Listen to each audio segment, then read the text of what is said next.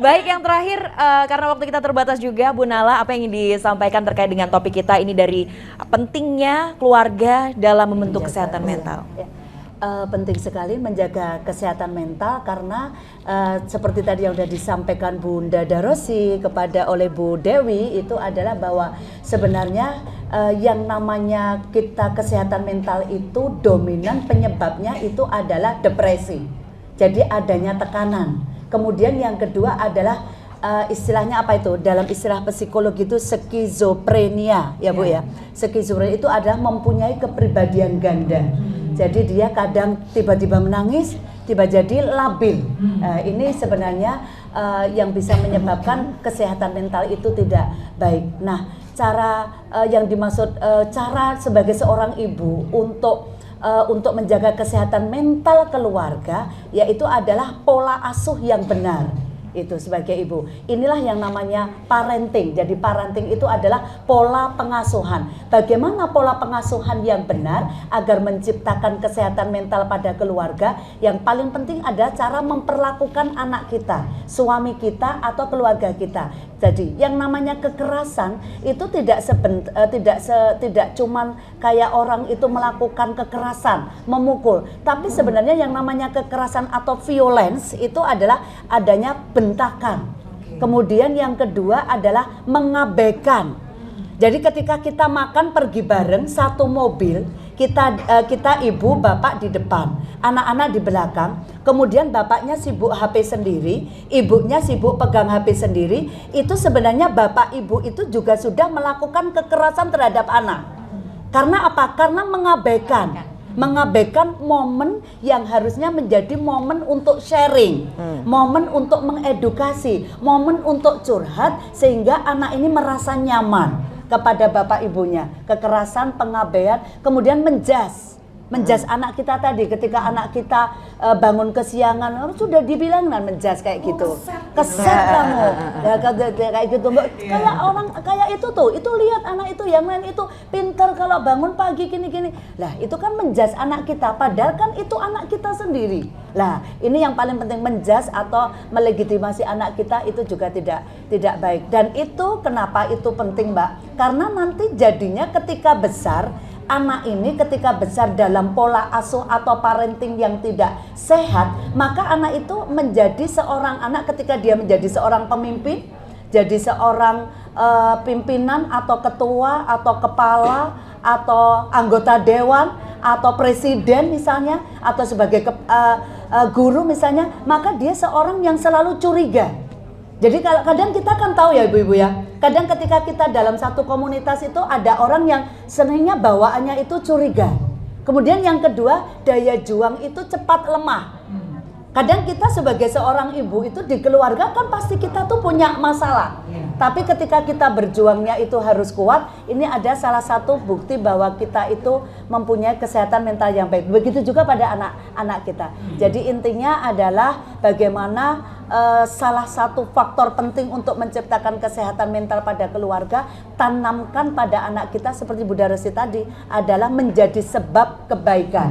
Khairun nas anfa'uhum linnas. Jadi sebaik-baik manusia adalah yang bisa menciptakan atau memberikan kebaikan atau kemanfaatan kepada orang lain. Baik, terima kasih Bu Nala. Dari Bu Dewi, singkat Ibu boleh disampaikan karena sering ini ya menangani kasus-kasus ya dalam keluarga dan juga anak-anak, silahkan.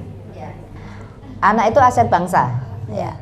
Jadi siapa yang bertanggung jawab supaya anak itu tumbuh dengan sempurna? Kita semua. Makanya kita harus berkolaborasi. Ya. Kami dari OPD, dari pemerintah, kemudian dari legislatif dan akademisi.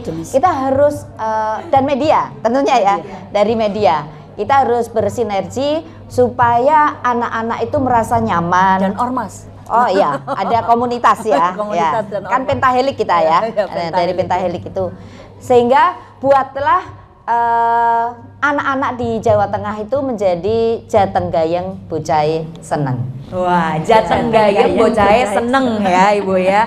Karena kalau udah bocah seneng tuh pasti nyaman ketika apa-apa di Jawa Tengah, dan kalau sudah nyaman, bahagia, mentalnya juga tetap sehat gitu, terjaga ya. Amin, semoga bisa tercipta di Jawa Tengah ya. Baik Bunda Darosi, apa yang ingin disampaikan terakhir dan mungkin boleh disampaikan juga terkait dengan self diagnose Bu, terkait dengan kesehatan mental. Iya. Jadi sebenarnya di saat kita semua ini niatnya lurus bahwa menikah itu ibadah, mendidik anak itu ibadah. Apapun yang kita lakukan, luruskan niat ibadah. Insya Allah itu akan menguatkan. Karena bagaimanapun juga bahwa manusia hidup yaitu ibadah. Dan ibadah ini tadi hablum minallah, hablum minanas. Jadi dengan anak, kita kok ngeladeni melayani suami itu juga ibadah. Suami membantu istri itu juga ibadah. Iya. Nah, Suami melayani istri ibadah nggak? iya, ibadah juga. Kadang kan itu sekali-kali dong melayani iya. Kalau istri kan melayani, Iya. kalau suami membantu. Kadang bikinkan susu kayak gitu Saling ini melayani. ini sekali-kali kan itu membuat istri seneng banget ya kan. Nah, jadi sebenarnya ini semua itu awalnya karena salah niat.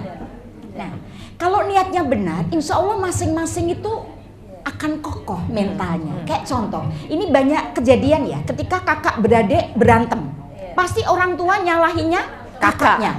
Mbok wis toh, yang gede itu ngalah, biar orang nangis. Ini sebenarnya membuat mental sang kakak down. Adiknya mentalnya juga paling aku dibantu sama ayah ibu. Kalau memang salah, adiknya yang ditegur. Adik minta maaf ke kakak, kakak memaafkan ke adik. Nah ini kayak sepele gitu ya, kayak terima kasih, maaf, saling tolong menolong. Itu yang Gengsi harus kita- Bu. Nah itu gengsi kui gitu ya kan. Sebenarnya insya Allah kalau kita bareng-bareng menyadari tidak ada kata terlambat. Iya. Hari ini harus lebih baik dari hari kemarin. Hari esok harus lebih baik dari hari ini. Mari sama-sama di keluarga bersinergis untuk saling memperbaiki diri, menuju kesehatan mental dan keberkahan hidup. Insya Allah Ramadan jadi bisa optimal, meningkatkan kualitas ibadah sehingga insya Allah mendapatkan Lailatul Qadar. Amin. Karena momen Ramadan ini sebenarnya momen kebersamaan bersama keluarga ya, betul ya Bu Momen ya. evaluasi. Momen evaluasi, betul. Tadi diperbanyak juga ibadah bersama keluarga juga ya. Baik, dan pemirsa, keluarga ini memang memainkan peran yang sangat besar ya untuk kesehatan fisik dan juga mental. Tidak hanya fisik saja, tapi mental juga harus diperhatikan dan keluarga berperan dalam pencegahan dan memiliki fungsi untuk kenyamanan emosional. Makanya kalau kita punya keluarga harus dijaga betul-betul, komunikasi itu yang utama agar membentuk sebuah keluarga yang harmonis dan menciptakan anak-anak yang sehat mentalnya. Terima kasih untuk narasumber-narasumber kita hari ini.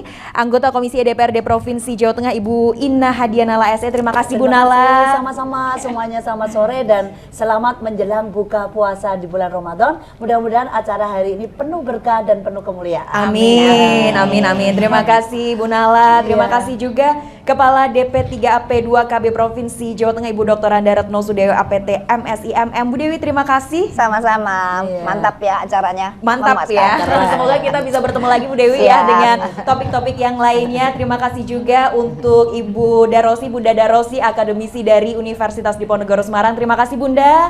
Semoga setelah ini banyak bapak-bapak yang ikut acara parentingnya Bunda ya. Atau besok acara lagi tapi bapak-bapak. Pesan saya Iya. jangan merasa benar itu baik, tapi jangan merasa benar.